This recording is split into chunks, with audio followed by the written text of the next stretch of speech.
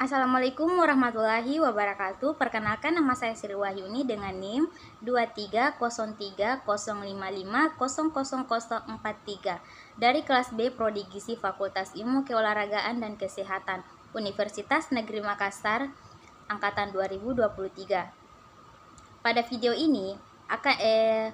video ini akan dibahas tentang jaring-jaring sebab akibat dalam epidemiologi.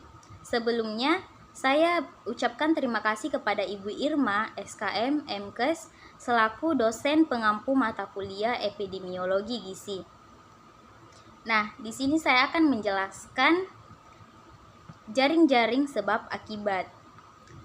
Dapat kita ketahui konsep dasar timbulnya penyakit. Untuk mempelajarinya, konsep terjadinya penyakit ada 3 macam model pendekatan, yaitu yang pertama segitiga epidemiologi, yang kedua roda, yang ketiga jaring-jaring sebab akibat. Dapat kita ketahui, penyakit didefinisikan oleh Dr. Eko Dudiarto sebagai kegagalan mekanisme adaptasi suatu organisme untuk bereaksi secara tepat terhadap rangsangan atau tekanan sehingga menimbulkan gangguan pada fungsi atau struktur organ atau sistem tubuh. Adapun beberapa faktor yang dapat mempengaruhi terjadinya penyakit. Di antaranya yaitu ada faktor lingkungan. Faktor lingkungan seperti polusi udara, perubahan iklim, bencana alam, kualitas air yang buruk, masalah infrastruktur, dan bahan kimia berbahaya. Nah, yang kedua itu ada faktor sosial ekonomi, seperti pekerjaan, status ekonomi, sistem pelayanan kesehatan, agama, adat istiadat, atau disebut dengan kebiasaan. Yang ketiga itu ada faktor biologis, semua makhluk hidup yang ada di sekitar manusia, tumbuhan seperti tumbuhan dan hewan.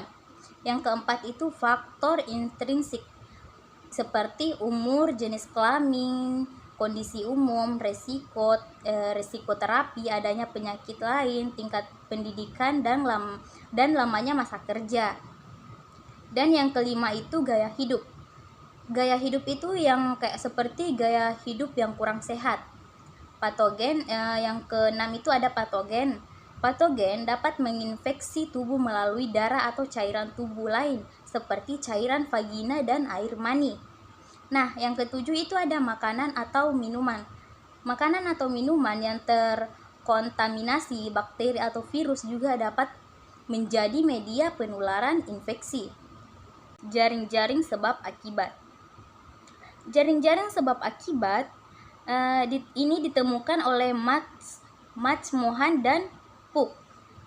Teori ini sering disebut juga sebagai konsep multifaktorial, di mana teori ini menekankan bahwa suatu penyakit terjadi dari hasil interaksi berbagai faktor, misalnya faktor interaksi lingkungan dan berupa faktor biologis, kimiawi, dan sosial memegang peranan penting dalam terjadinya penyakit.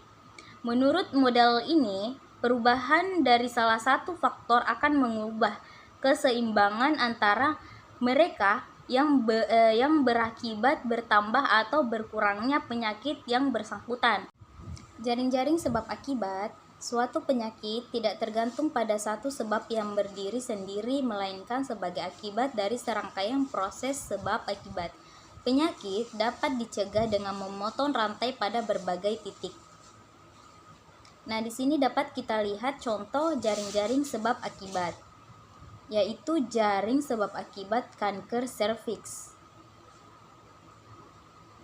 Di sini, faktor terjadinya kanker serviks disebabkan oleh virus HIV, Human Papilloma Virus, subtipe onkogenik, tipe 16 dan 18. Virus HPV ini dapat ditularkan dengan adanya aktivitas seksual. Ada faktor lain yang dapat meningkatkan risiko terkena kanker serviks. Di antaranya seperti aktivitas seksual pada saat usia muda, di mana sel serviks masih sangat rentan terhadap perubahan dan akan sangat mudah terjadi kanker serviks. Berhubungan dengan multi-partner. Merokok di dalam rokok terdapat bahan karsinogenetik yang dapat merusak DNA sel epitel squamosa dan bersama infeksi HPV dapat mencetuskan transformasi keganasan, kurangnya PHBS, kontrasepsi oral, dan partner yang terinfeksi. Semua faktor tersebut dapat terjadi karena tingkat pengetahuan yang rendah.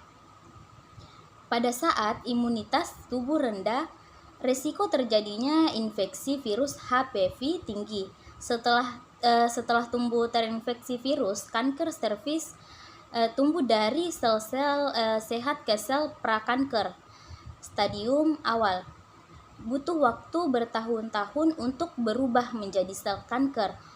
Fase ini disebut sebagai Carmichael intraepithelial neoplasia atau disebut CIN. Pada kondisi prakanker terdapat 3 fase yang digolongkan berdasarkan tingkat keparahannya, yaitu CIN 1 saat kondisi ini terjadi, ada perubahan pada sel-sel leher rahim, biasanya belum signifikan, penanganan dan dalam bentuk pap smear. Yang kedua itu ada CIN 2. Pada fase ini dilakukannya penanganan dengan mengangkat sel-sel abnormal. Yang ketiga itu ada CIN 3. Perubahan sel sudah sangat abnormal meski belum bersifat kanker. Penanganan dengan mengangkat sel-sel abnormal kanker serviks pada saat stadium awal tidak menunjukkan gejala. Biasanya gejala-gejala yang muncul sudah memasuki stadium lanjut. Gejalanya tersebut diantaranya yaitu yang pertama, adanya keputihan yang tidak normal, yang kedua vagina berbau dan pendarahan spontan, yang keempat itu ada pendarahan saat berhubungan seksual, yang kelima nyeri punggul, yang keenam itu ada menstruasi menjadi tidak teratur. Ada syarat agen sebagai penyebab penyakit. Yang pertama itu dijumpai pada setiap kasus yang diteliti pada keadaan yang sesuai. Yang kedua itu ada agen hanya menyebabkan penyakit diteliti atau satu penyebab menimbulkan satu efek spesifik. Yang ketiga itu ada agen diisolasi sempurna, ditumbuhkan dalam biakan. Nah, di sini juga ada kriteria sebab akibat. Yang pertama itu ada kriteria hubungan temporal. Keterangannya itu sebagai mendahului akibat. Nah, kriteria yang kedua itu ada plausabilitas. Yang keterangannya itu ada mekanisme biologis yang menjelaskan proses penyakit. Yang ketiga itu ada konsistensi. Keterangannya yaitu kejadian berulang pada pengamatan orang lain, atau bisa disebut dengan penelitian diulang, hasil yang sama. Nah, yang keempat itu ada kekuatan hubungan. Keterangannya yaitu nilai risiko relatif yang besar dan signifikan secara statistik. Nah, yang terakhir itu yang kelima, dose respon relationship.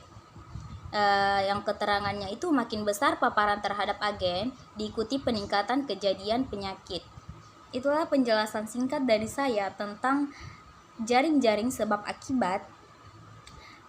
Kurang dan lebihnya mohon dimaafkan. Sekian dan terima kasih. Wassalamualaikum warahmatullahi wabarakatuh.